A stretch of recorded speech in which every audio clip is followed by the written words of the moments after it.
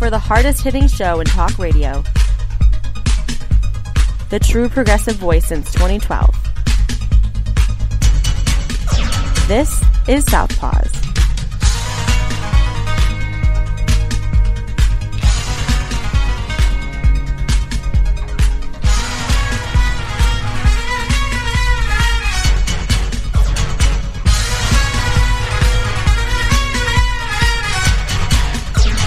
And welcome to Southpaws on the Pacifica Radio Network. We are the leaders of the revolution. My name is Darren Gibson, and I'm your co-host. I'm Katy Steele. And I'm Jack Prince. All right, I got both of you on the phone today. We'll see how well this holds up here. There was absolutely no way I was going into town today. We have had a big snowstorm move through Michigan in the last 24 hours as we're recording. It's awful out. Wow. Yeah, it's still going, I think. Yeah, the lake effect snow has just started up again here. We're expecting another 2 to 4 inches at my house, and we've already had about 6. So this will be additional 4 more inches. Yep, this ought to be real fun today. Wow. We've got all sorts I've of. gotten to know the neighbors. Oh, what was that? Said I've gotten to know the neighbors. The shoveling. Oh, there you go. Oh yeah, yeah. Good I people. feel like it's like the most social life I've had in quite a while. We can't go anywhere. There we go. Well, we've got quite a few things to talk about. We got a lot of news regarding Marjorie Taylor Greene. It looks like we're going to have a stimulus, and we've got a lot more to talk about. But before we get there, a couple of reminders. You can follow us on social media by going to facebook.com/Southpaws Radio Show. You can follow us on Twitter at Southpaws Radio. You can follow us on Tumblr at southpawsradioshow.tumblr.com. You can follow us on YouTube by doing a search for Southpaws Radio. You can become a patron of the show by going to patreon.com/Southpaws Radio. You can listen to the show anytime you like at Spreaker.com or at Stitcher.com. Just do a search for Southpaws there. You can find us on Apple Podcasts by doing a search for Southpaws. Once you found our logo, you found us. We send links to our weekly episodes to our Facebook, Twitter, Tumblr, and YouTube pages. You can listen to us on Global Community Radio Channel 1 every Saturday night at 11 Eastern. And you can listen to us on great Pacifica stations, including KCEI-FM in Taos, New Mexico, KZGM in Kabul, Missouri, WOOL in Bellows Falls, Vermont, and a station downloaded last week's episode. We want to say hi to the folks at KEPJ Low Power FM, San Antonio, Texas. So thank you for downloading last week's show. We hope you join us for this week and coming weeks. Before we get to the topics of today, we have awards to dish out. Big day. The balloting has commenced. It is completed. We have not had anybody raid the offices of Big D Entertainment. No violent right-wingers circling the Big D offices. So we can announce the winners of Hammer Time. We got to play the appropriate music, though. Stop. Hammer time. Yep, it's Hammer Time. It's our year-end awards for 2020. It is time to bestow upon one certain person Douchebag of the Year for 2020. And this is how it works. Yep, this is how it works. This is what we do every year. We do ranked choice voting. We ask the listeners of Southpaws to go to our Facebook page. We list all of the candidates who have won Douchebag of the Week throughout the year 2020. This year we had 46 candidates, which I think might be a record. So everybody got... It was a douchey year. Yes. So you voted first, second, third. Whoever had the most first place votes won. Whoever had the most... Rank voting. Who had the second most first place votes got second place, and so on. We only had 2 people voted on for first place. So what we did is we took the second and third, and we assigned points. And whoever got the most points got third place. So let's start out with the honorable mention of Mike Lindell, the My Pillow guy, for bailing out Kyle Rittenhouse. So he is the honorable mention this year, but we might as well get to the top three. Shall we do this? Let's go. Yes, please. Yes. Here we go for third place. Get the drum roll going. Third place for Douchebag of the Year 2020, Berry County, Michigan Sheriff Dar Vanderleef. Oh, feels That's good. a worthy award. Yeah, right. Yeah, Darleaf, who got on stage with a bunch of these violent right-wing nut job militia idiots. Oh, they're just initializing a citizen's arrest against Whitmer. Yeah. So Darleaf gets third place. Our second place winner, this one was a surprise. Second place goes to Senator Elizabeth Warren, Democrat, Massachusetts. Woo! For One. throwing Bernie under the bus in the early part of the election campaign, lying about him. Absolutely. Very Yep. fitting. Yep. Yep, she's gotten no criticism for this, which is really disgusting. So I'm glad you brought this up. Yep. Absolutely. And we might as well just get right to our winner. This is not a surprise. The winner of Douchebag of the Year 2020, second year in a row for Donald Trump. Hands down. Yeah. Hands down. This was the lightest voting we've had in the history of Douchebag of the Year. Only 5 people voted, but Donald Trump got 3 votes out of the 5. Elizabeth Warren got the other 2 first-place votes. Oh wow, Yep. that's an interesting poll, and those are the winners. Yes, exactly. Yeah. We had quite a few members of Congress on there. Ricky Schroeder was on there. Governor Whitmer was a candidate. But those are your top 3. Darleaf, the Berry County, Michigan Sheriff, Elizabeth Warren, and the winner, Donald Trump. I think that's actually a really good narrative, like an illustration of the different characters that can put us in this situation. You know what I mean? They don't all look the same. Right. Yeah, that's very Speaking true. of pillow guy, Darren, did you see that David Hogue started a competing pillow company to put the pillow guy out of business? What? What, David Hogg, the Parkland shooting survivor? Yeah. Really? Yeah. That's hilarious. I have not He's heard. I have not heard any of this. Yeah. It just broke last night, I guess. But a worthy enterprise, let's put it that way. He's looking for union people, union companies, and Awesome. that's his ambition. Yeah. I mean, that'll easily spread on Twitter. That's really brilliant for marketing for somebody his age. Yeah, it is. Yeah, that's awesome. We'll have to find out some more information about this, but yeah, Mike Lindell, who is losing his shirt right now because Kohl's, Bed Bath & Beyond, and other stores have pulled his products off their shelves. They're like, we've had enough. Let's see, you tell Trump to initialize martial law. Yeah, we're not going to sell your products anymore. Go jump off a bridge. Least they can do. Speaking of military coup, before we get into our Marjorie Taylor Greene stories, have you heard about what's going on in Myanmar? Yes. Have you heard? I mean, Yeah, I have. what's going on here too, I'm sure. But yes, Myanmar is. Military coup, which was spawned, they said, because of election fraud, of all things. I wonder where they got that idea. Yeah, that kind of makes me wonder, are they using the Donald Trump playbook, or is Donald Trump using their playbook? Makes you wonder. It's the same playbook across the nation if you watch what's happening. Yeah. It really is. Yeah. And it's happening here right now. Yeah.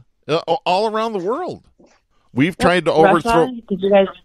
Oh, yeah. I forgot about that. Russia is like, they're going crazy right now. They're all hitting the streets, which, I mean, Russia actually looks a lot like us. I think I was talking I can't remember if it was on the show or off the show that Darren and I were discussing it, but I was just talking about how their police force looks so much like the GRPD. Yeah. And we always act like Russia's a scary state police country. It looks a lot like here. So when you see all these people hitting the streets and they're actually like, you know, using this state surveillance now, I don't think we're far behind. So. No, not at all. No. I was watching the trial, the Chicago 7. I don't know if you folks have seen that. Yeah. Yep. And they start out with a comment from Cronkite. And he goes, well, the trial begins in Chicago for the Chicago 7. And what's amazing is, and you can't argue about this is with a backdrop that the United States is a police state. And that was 1968. I'm going, wow. Yeah. That was the year they killed Fred Hampton. Yeah, during the trial. Yeah. Yeah. Well, he was sleeping in his bed, just like Breonna Taylor, except they did it, you know, they planned that ahead of time. It's crazy. Yeah. It certainly is. Leave it to the great Walter Cronkite to tell it like it is. And he sure did. Matter of fact. I wish more of our journalists were like that. But yeah. Speaking of, I want to get to Marjorie Taylor Greene because we have new news and then we have an update from a story we talked about last week. Let's get to the new stuff first. This is CBS News reporting on February 5th. By the way, we are recording this show on Friday, February 5th, 2021. The House voted Thursday to strip controversial Republican Congresswoman Marjorie Taylor Greene of her committee assignments. All Democrats and 11 Republicans voted for the measure despite Republican leader Kevin McCarthy's opposition to it. What's more surprising, that 11 Republicans voted for this? I mean, is that a shock? Well, pleasantly. I mean, I see that Cheney didn't vote to get rid of her. So yeah. Let me continue the story here. In social media posts and videos made before she was elected to Congress, Greene, a freshman from Georgia, embraced a slew of far-right conspiracy theories, including questioning whether deadly school shootings had been staged and whether a plane really hit the Pentagon on 9/11. A supporter of the fantastical QAnon conspiracy theory, I think I should read fanatical. She also shared videos with anti-Semitic and anti-Muslim sentiment and expressed support for violence against Democratic leaders in Congress. You know, it's funny, the CBS story doesn't mention the Jew-owned space lasers that are setting the forest fires in California, or not even mentioning frazzle drip like we talked about last week. Last week, yeah. You know what set me back on my chair was when she opened up her little speech with, I was allowed, this is her quote, I was allowed to believe things that weren't true. And then she went on to blame the Facebook post. Because even her beliefs aren't her fault. I'm thinking, who allowed you to believe that? Who should apologize to you, Margie? Yeah. That's just the thing about all of them. It's just, they're so self-absorbed, I think, the egos that have gotten this much power. Yeah. That's all they see is how it's affecting them, and there's no liability ever attached to it. Never. Okay, no. Sorry. Let me continue. Although some Republicans have rebuked Greene, there had been opposition to stripping her of her committee assignments, which carry power since bills are crafted in committees. Democrats have slammed her seat on the Education and Labor Committee in particular, given Greene's previous promotion of conspiracy theories related to the Parkland and Newtown school shootings. Kevin McCarthy said Wednesday that he unequivocally opposed Greene's comments, but he accused Democrats of a power grab. No, that's what you guys do on the right. Michigan, Wisconsin, Pennsylvania. Let me just go on and on from there. On Thursday, ahead of the vote, McCarthy said this resolution creates, quote, a dangerous new standard that will only deepen divides, end of quote. Other Republicans have likewise condemned Greene's comments but warned Democrats against setting a precedent in which the majority party dictates the minority party's committee assignments. No, I think they need to go one step further. They need to kick her out of Congress permanently, and they can do that. Ted Cruz. Yep. Get rid of them all. I agree. Get rid of all the traitors, all the seditionists.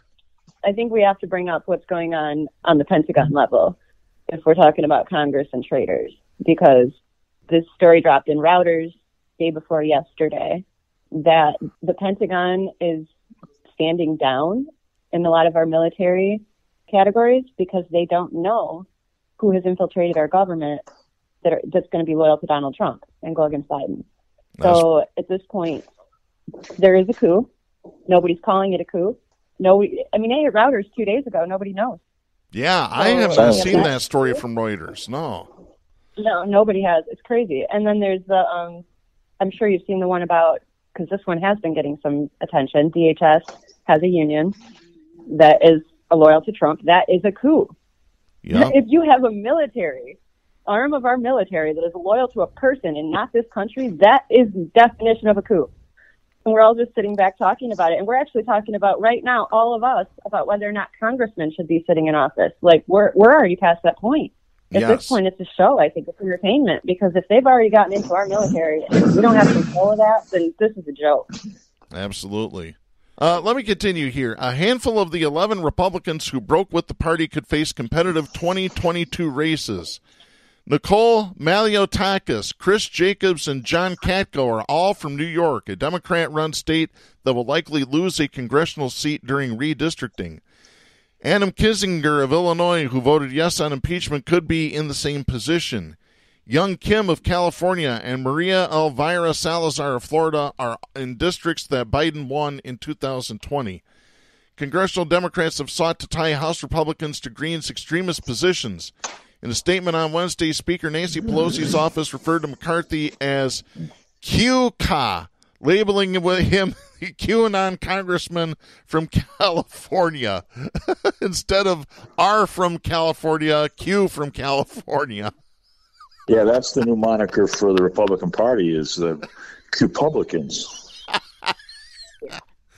That is pretty Oh, my gosh. Before the vote, the Democratic Congressional Campaign Committee ran ads in Kim's, Fitzpatrick's, and Salazar's districts looking to tie them to QAnon. Fitzpatrick, Jacobs, Katko, Kinzinger, Fred Upton of Michigan. Fitzpatrick is Brian Fitzpatrick of Pennsylvania. Diaz Ballard all voted to condemn QAnon in a resolution passed in October 2020. Democrats have already targeted 3 of those 11 Republicans in previous cycles: Katko, Fitzpatrick, and Upton. In a speech on the House floor before the vote, Greene said that the terrorist attacks on 9/11 did occur and that she believes children deserve protection from school shootings. And then didn't she say something in her speech about she was in a school when one of her classmates barged in with a gun or something? Yeah, she had a testimony. Yeah. Yeah. Oh, I didn't hear that. Brother. I like how they said that the Democrats were coming for Upton. Mm-hmm. Didn't Joe Biden get Upton elected? Pretty much. Yeah. I mean, he was about to lose to Matt Long John, right? And then Biden came through and got elected. So. Absolutely, yeah. We should have Matt Long John in Congress. I'll never forget, I actually ran in a charity race that year, and Upton was there, and so was Long John. Uh-huh. Upton had, gone to the people and asked for a bunch of the free registrations to get offended. Oh, jeez. It's a charity race. Where was that? Down in Benton Harbor, by any chance? The race? Kalamazoo-ish. Might have been Benton Harbor. All right. Wow. Yeah, it was hilarious to me. I was just like, oh, you're a politician, and it's the charity race. But okay, all right. Yeah.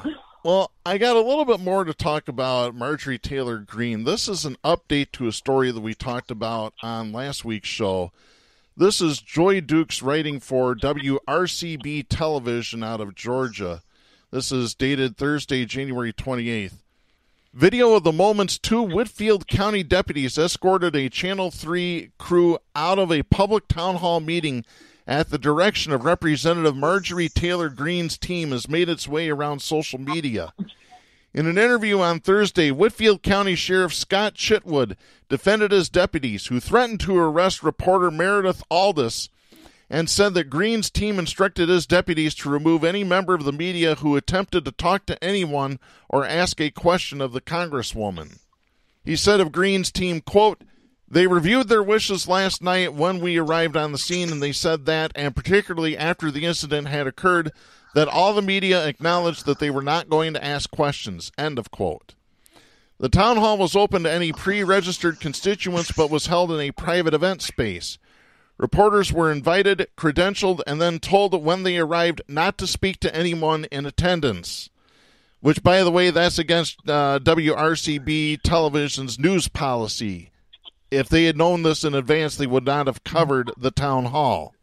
Sheriff Chitwood told Channel 3 the two deputies were there on the clock serving in their official capacity with the county-funded department. He said, quote, "For 28 years we've been asked to provide security anytime an elected official from Atlanta or Washington, D.C. comes to town, so it's not uncommon whatsoever," end of quote. Channel 3 was invited to the event by Greene's office with no mention of stipulations around asking questions until the event began. Professor Dr. Michelle Deerdorf from UTC Constitutional Law in a Zoom interview on Thursday said this, quote, "It was a public meeting, but it was controlled membership. The press were invited, but were told they couldn't ask questions," end of quote. Deerdorf said because the event was held on private property, it gave Greene's team the ability to control who was in attendance. Quote, "The courts have been pretty clear that the media doesn't have special access usually, just the same access granted to the general public, but this wasn't a general public event," end of quote. I disagree there.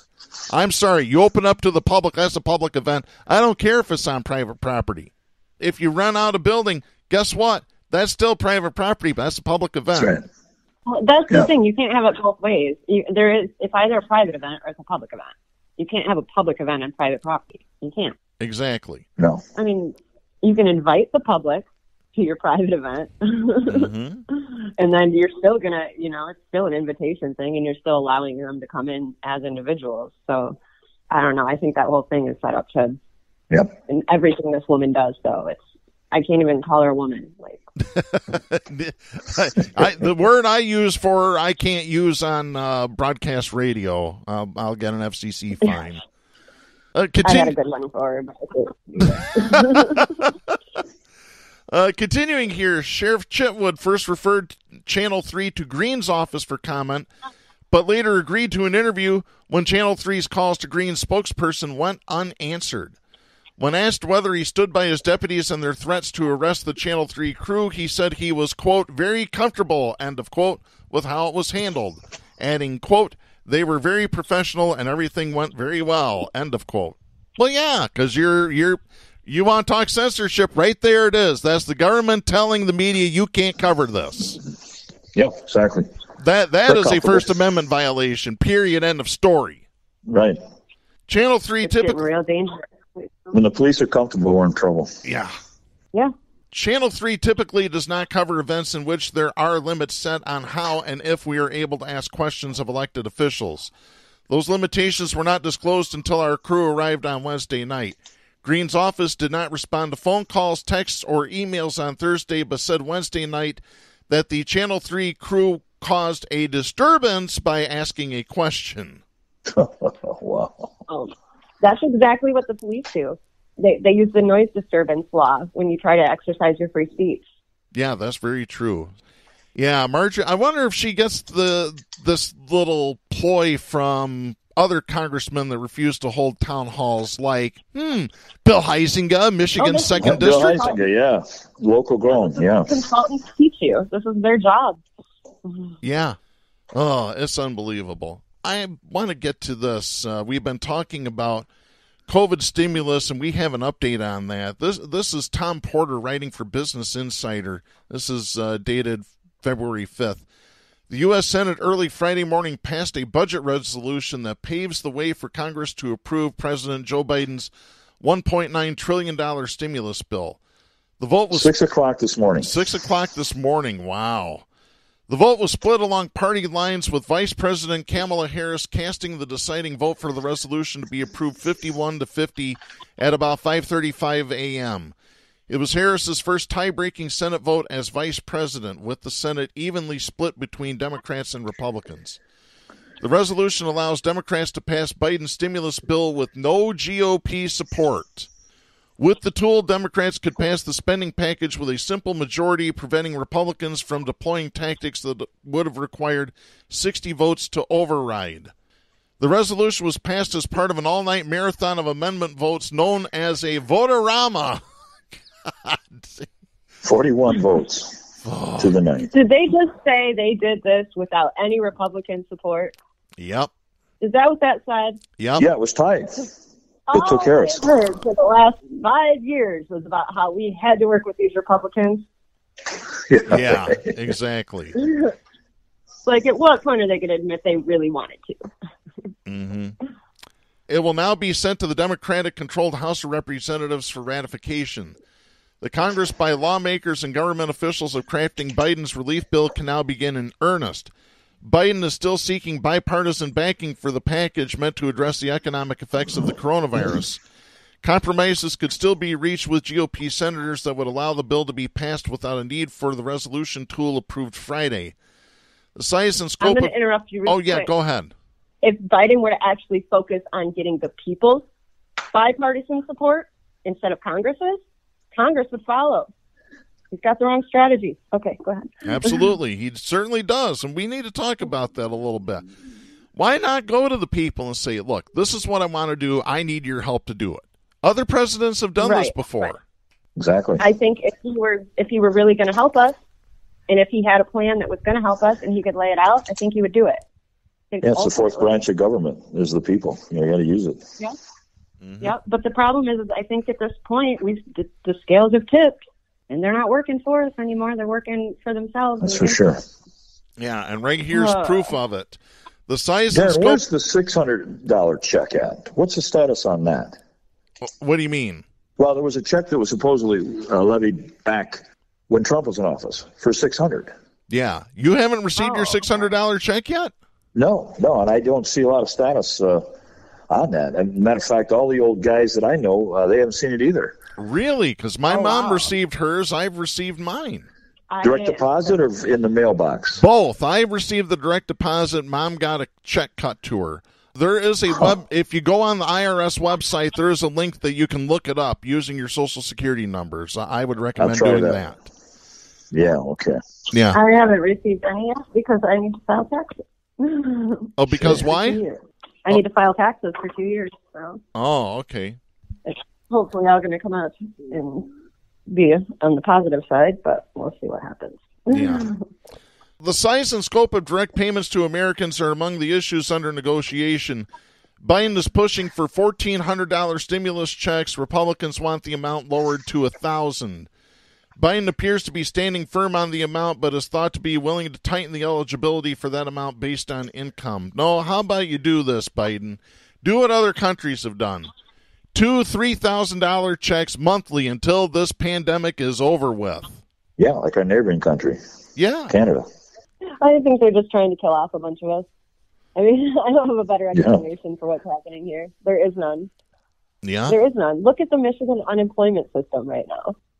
How does this keep happening? And if it's not on purpose, we don't have the technology to build a website that works. I don't believe that. It's all very, to me, it's all against common sense. And it's easy to go with the narrative when everybody just starts forming a group mentality and focusing on one thing. But I think we have to really keep an eye on the big picture here, which is what the hell is really going on? Yeah. What is their real agenda? It is not helping any of us. So what are they doing, and what are we going to do to make sure we're protecting ourselves? I agree, Katy. It looks purposeful to me. How can we deny it? I mean, I've been spending my time reading history and looking through family ancestry, which has been the most educational thing I've ever found in my life. Really? Oh, gosh. It's crazy. I'm finding out about all these world events because I'm just Googling why my ancestors were in this place at this time. Right. The Liberia thing. The American Colonization Society, back in the early 1800s, decided they wanted to move the black people back to Africa. So they literally moved a few of the white people. They were called the American Colonization Society, tried to start moving everybody back to Liberia, which backfired horrendously. But I never knew that. And I never knew that either. During the Civil War, the only all African-American infantry regiment was in Indiana. It was Indiana Infantry. For some reason, my great-great-grandfather was a corporal of it. Huh. I thought that it was all black people, right? unless they had white men in charge of the all-black regiment, which I'm assuming they had to have because I don't have any African-American in me. It goes back so far, and the American government has always, since they were before the American government, you know, when it was the British coming over here and the Revolutionary War, it has always been about white supremacy and genocide. Yes, it has.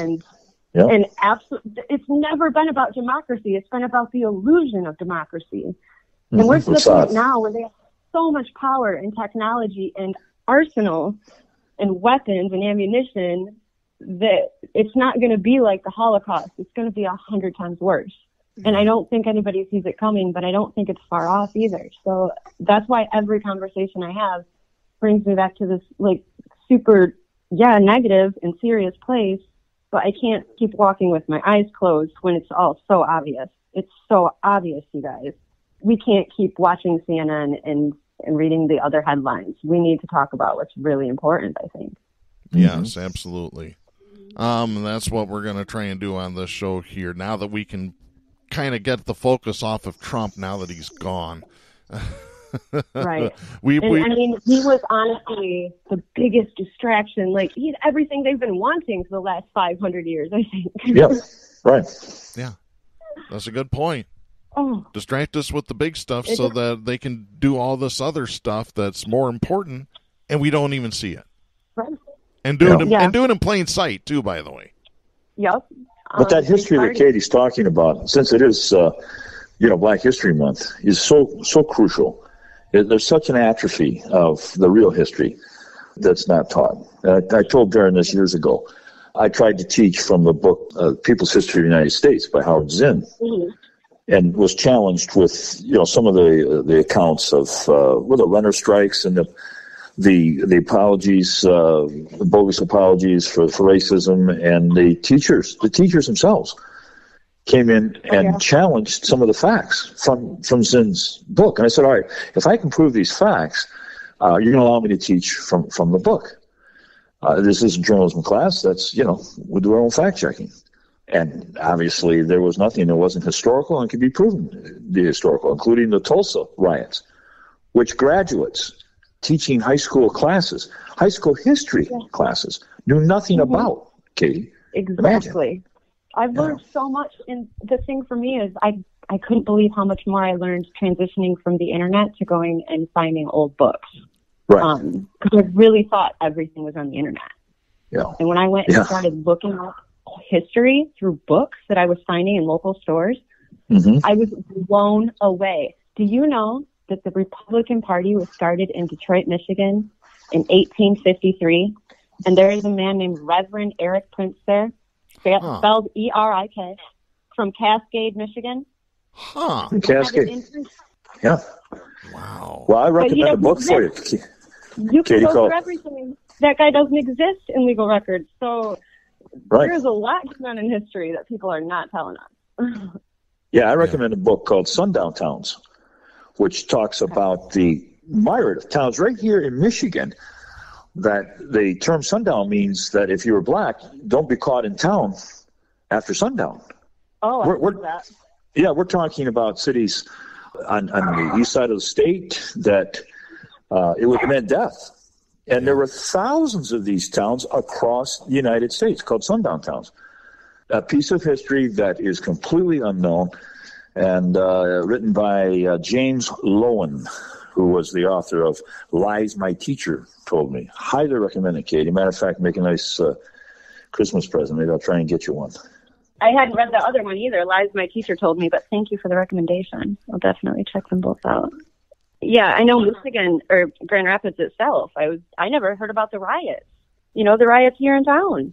Mm-hmm. So during the 60s? I started talking more about Black history as an adult, but it wasn't something that was ever told to me as a kid that this happened in our city.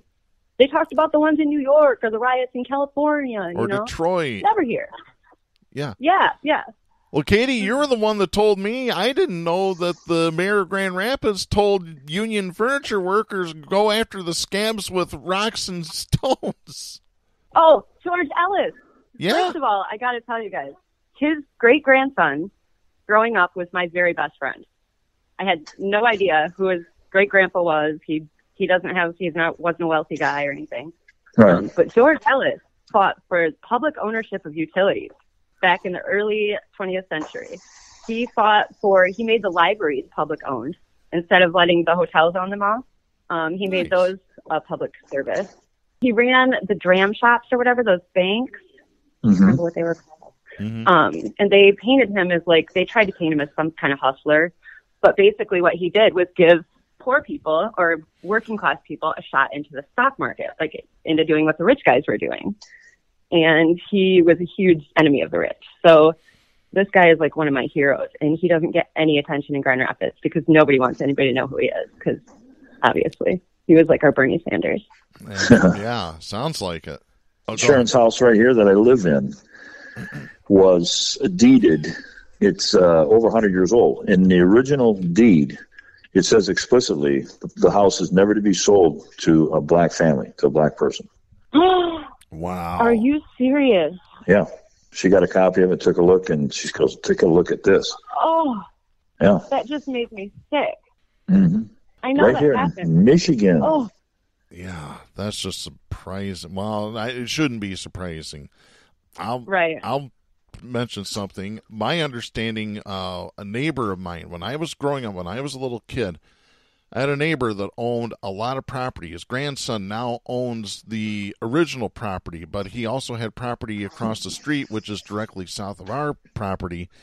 My understanding was that he had it in the deed that it could not be sold to anybody except a Catholic family. That's interesting, too, because there was a time when even Catholics were discriminated against. Yeah, definitely.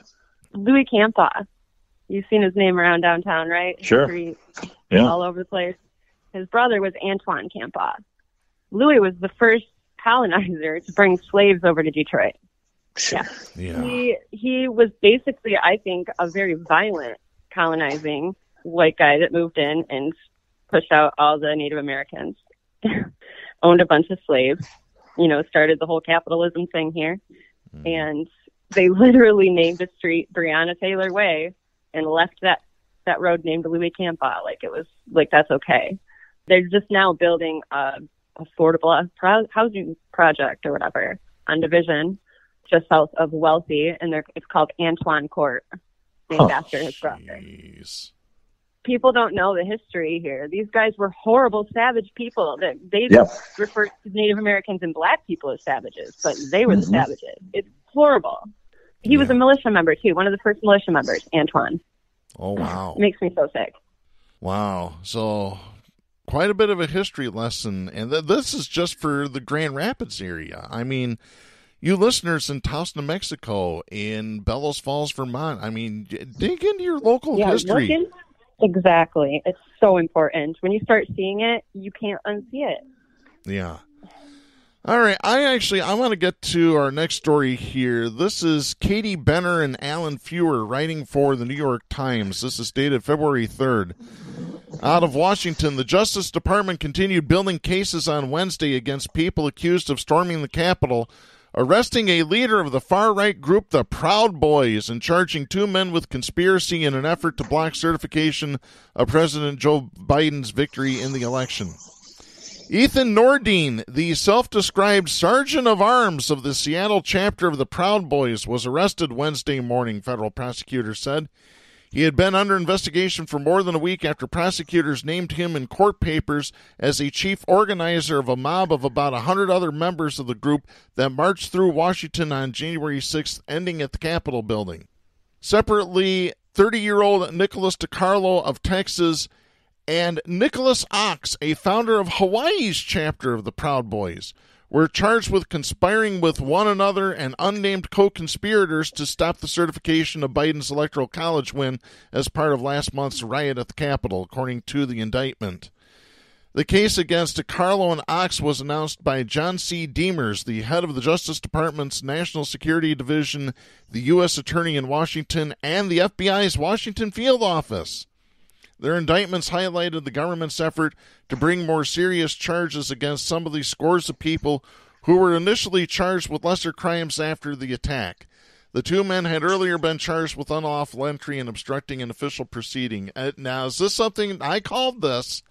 I said, the prosecutors are going to wait till Trump is gone and he can't pardon anybody to drop the big charges on him. And I think we're starting to see some of that. I hope so. I want to believe that, but I'm really worried it's something else because here's the thing. It just came out that these guys were working with the police, right? Yeah. Did you see the article that they had been informants or whatever? Yeah, and you're talking about Enrique Tarrio? I don't think they got arrested. I think they just got protected. I think these indictments are bringing them in to keep them safe, and overcharging them is going to get them off the hook. That's what I think is going on. Yeah. Well, I hope that's not the case, but who knows? Me too. Let me continue here. DiCarlo and Ox were charged in an indictment with conspiring with others to create a plan to stop Congress, raising money online to fund travel to Washington to carry out their plan, crossing state lines to obstruct Congress, and forcibly storming the Capitol building. Combined with the separate charges against Nordine, the indictment against Ox and DiCarlo also underscored the increasingly prominent role that the Proud Boys is accused of playing in the assault. By the way, we should mention, Canada just labeled the Proud Boys a terrorist organization. Hey. Yeah. That's right? Yeah. Hey in Canada means good. Yeah. It means about 100 different things. Yes, it does. It's like you should catch that one. I thought A usually means give me another beer. Hey. I'm waiting for him to call the American military and police force a terrorist organization. God, I hope they do. That'd be appropriate. Leaders of the Proud Boys have sought to distance themselves from the riots, even as federal investigators scrutinize them as they seek to determine the full scope of the group's involvement. In the indictment against DiCarlo and Ox, prosecutors said the men carved the words "murder the media" into the Capitol's memorial door. The case is part of a strike force created by Michael R. Sherwin, U.S. Attorney in Washington, to examine violent actions that targeted members of the news media, the Justice Department said.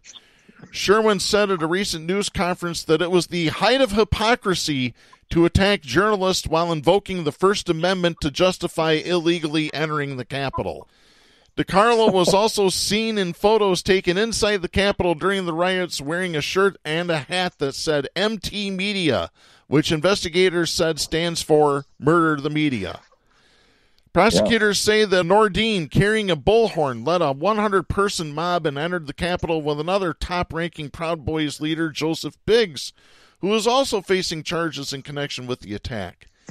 In a criminal complaint against Nordine, prosecutors said he and other Proud Boys, quote, were planning in advance to organize a group that would attempt to overwhelm police barricades and enter, end of quote, the Capitol building. The 21-page complaint also said that, before marching on the building, Nordine had a brief exchange with another man charged in the assault, Robert Gieswein of Woodland Park, Colorado, who has been accused of being a member of the far-right militia, the Three Percenters.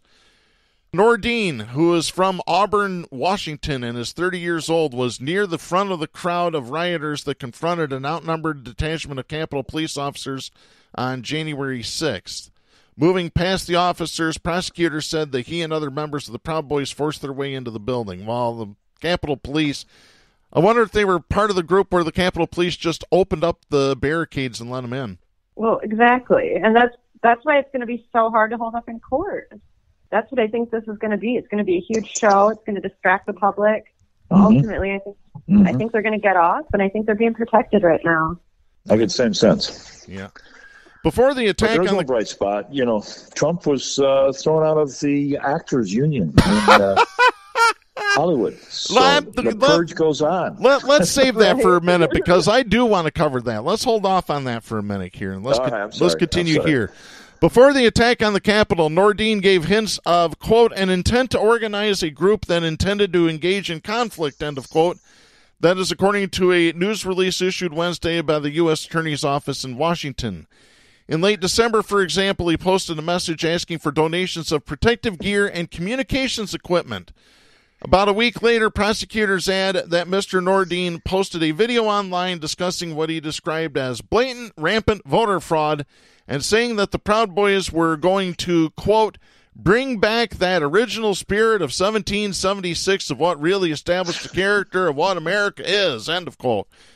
There was no need to bring it back. We have been violent. This country was founded on violence, and we are still a violent country.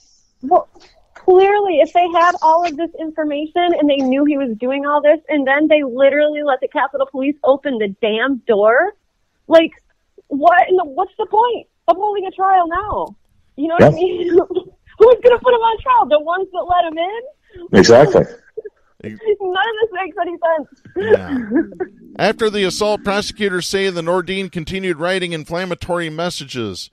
On January 8th, they accused Nordine of posting a photo on social media showing a police officer spraying pepper spray. The caption read, quote, if you feel bad for the police, you are part of the problem, end of quote. Well, I can't really disagree with that statement.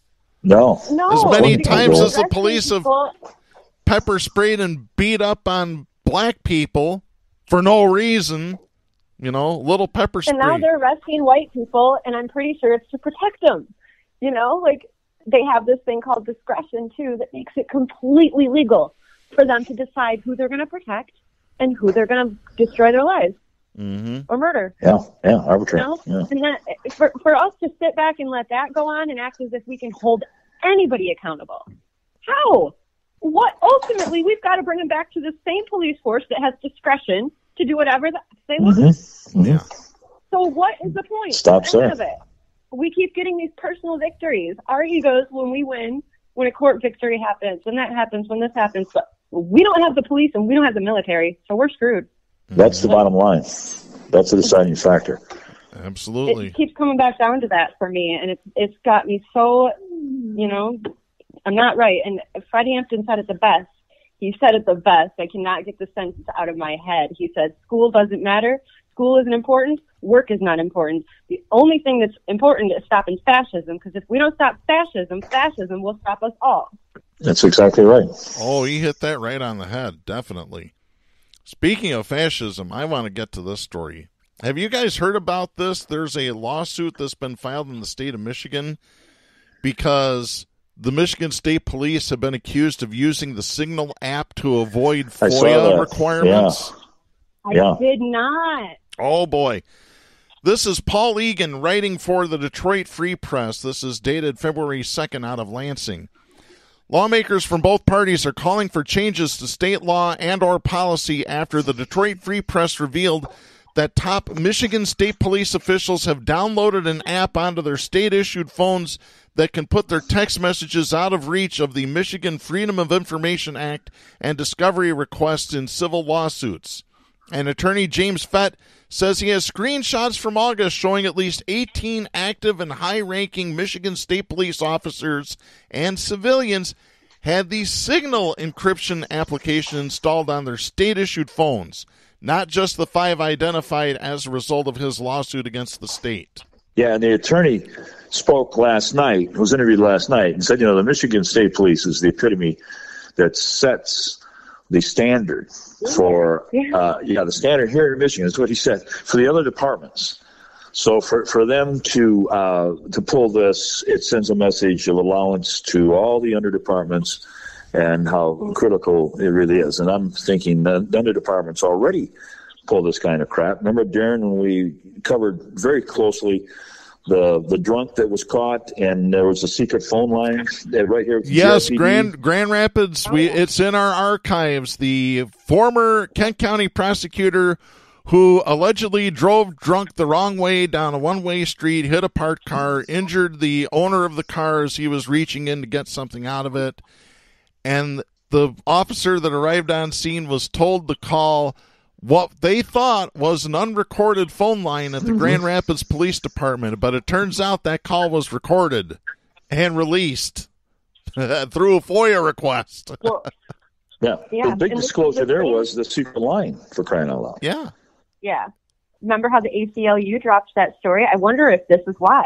I wonder if this is why that story never got any traction. I mean, I'm sure the union buried it. Yeah. Because ACLU dropped the story that they were tampering with the jury. this past year, and they were trying to get the only black jury member kicked off. They were texting the jury members during the trial. Yeah, we talked about that. Signals. Is that right? Wow. Yeah. And the story got buried. It got dropped to the ACLU Michigan. Dana Chickless wrote the story, who used to work for Fox 17. She's the one that wrote the story about the protest against Stephanie Christian.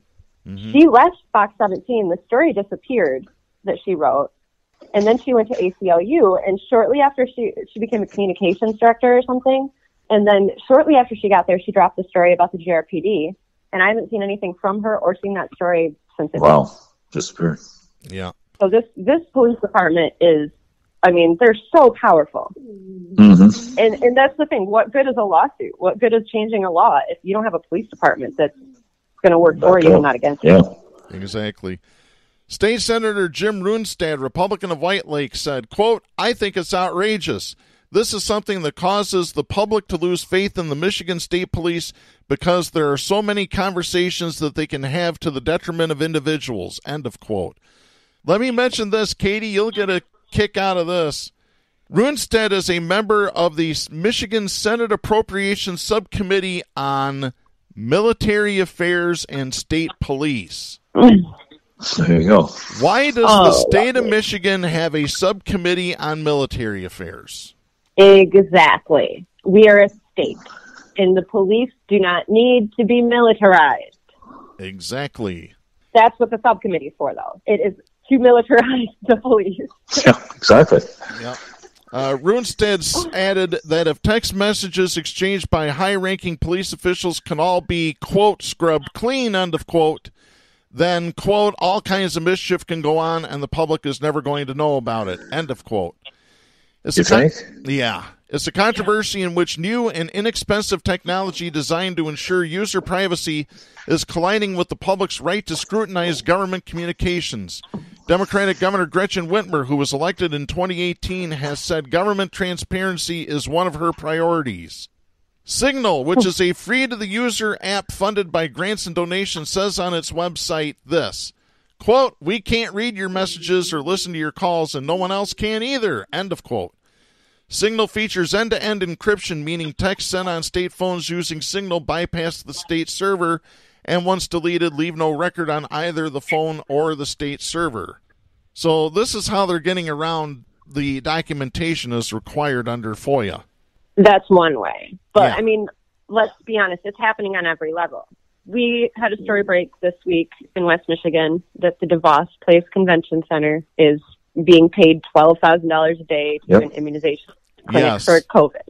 So it was voted on by a county board, and we had another venue offer their place for free that would have been more convenient and bigger, but our county, for whatever reason, chose to pay DeVos Place. Let me be clear. SMG is the group that's being paid. They are the ones that run DeVos Place. Right. And SMG, do you know the people behind SMG? No. Do you? No, not offhand. Yeah. I just wanted to ask to make sure. But the thing about DeVos Place is that it was a publicly funded center named after DeVos, and it's basically the vehicle is a privatization vehicle that the DeVos's use. And I think it's more about the name getting the attention than them making the money off of it, because $12,000 a day is nothing to the DeVos's. Yeah.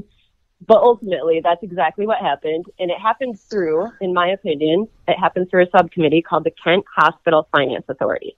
Okay, nobody knows the Kent Hospital Finance Authority exists, but they're the ones that issue all of the bonds for the hospitals that are basically, and I'm going to say this wrong because I'm not a finance expert, but basically the DeVos's are the ones that loan us the money for all these hospitals, and we pay them back at a ridiculous amount of interest. Yeah. So everybody acts like, oh, they're doing all this, they're donating all this money. Oh no, they own this city, and we are all in debt to them, and that's how the chips are gonna fall. Mm-hmm. The DeVos's, the Van Andels, the Myers, the Sekias, you just name them. Yeah, you just got to name them, and you see. Just look for their name on the building. You know who owns the city. Yeah, the Myers are worth over $10 billion. $10 billion. And you've got Peter Meyer out crying about how they won't give him protective gear. Go buy it, dude. It's not going to make a dent in your pocket. Yeah, no kidding. Yeah, so it looks like what some of the members of the Michigan legislature want to do is pass legislation that they can't download these apps on their phones, and because that's really the only way. That was my ultimate point about the Kent Hospital Finance Authority is if you go to the website, if you go to the Kent County website and try to look at who's on it, you can't see it. Really? They've got the website set up to where the page won't let you access it. You can see part of the page. You can only read half the paragraph. And what you can see is that they meet at the Rhodes McKee office. That's where they hold their meetings. Wow. Yeah, right there's transparency for you. So there is no transparency in Michigan. There is none. No, and it just gets worse at the local level, it appears. Oh, jeez. I got threatened this week by the Housing Commission, you guys, with an investigation, a city investigation, because I told the housing director that I felt like she was misleading me and lying, and that the project-based voucher program was helping her and not the people. Mm-hmm. And I got a really sharply worded letter about 20 minutes after the meeting was over saying that I needed to submit all of my evidence so that they could turn it over to the city authorities, because it was a very serious allegation. Yeah, so serious that they said if I didn't have this evidence, I owed her an apology. Yeah. That's how it is. There's no transparency. There's no accountability. Even if you attempt to hold them accountable in a public meeting, they come behind your back and threaten you with a police investigation. Mm-hmm. Oh, boy. Well, we got to get going here because we are just about out of time for this show. But, yeah, you folks, you really need to look at what's happening in the state of Michigan with police using the Signal app, or what are some of the other ones? The WhatsApp? Yeah, there's WhatsApp, Signal, Discord. Stay away from all of them. Yeah. Because if it's happening in Michigan, you know it's happening in other states. Absolutely. Speaking of Michigan, I was hoping the Ryan Kelly pressure would increase out here in Allendale to get rid of the guy that was seen on the steps of the Capitol, but maybe another time we can talk about that. Yeah, but let's save that for next week. Yeah. Can we mention the Super Bowl, though? On this week of our Academy Awards for Douchebag, this is Super Bowl week. The 43-year-old guy gets a shot at him at the Super Bowl. I'm a little disgusted with him giving medical workers free tickets out there. I thought that was a PR move. But be a lot of people hooping it up and super spreading here in about 48 hours. Yeah, probably, most likely. That seems to be what they want. Yeah. I'll just say, go Chiefs! 2 years in a row, baby. I'm sorry. I know you love Tom Brady. I can't stand him because of all the years he spent in New England. That tarnished him in my eyes. I know. I agree with that. Yeah. All right. Well, we got to get. My son's a Packers fan. Yeah. Maybe next year, Katie. Maybe next year. I know. That's what they said last year. Well, we better get out of here. We'll be back next week, hopefully in person next week. Hopefully there will be no more snow for the next few days, but that's not going to happen. No guarantee. Yeah. In the meantime, I'm Darren Gibson. I'm Katy Steele. I'm Jack Prince. For our announcer, Kristen Cook, please support independent media and the First Amendment. The stations that carry Southpaws do not necessarily share the opinions expressed on the show. Southpaws is protected by the First Amendment to the U.S. Constitution and is copyrighted by Big D Entertainment. All rights reserved.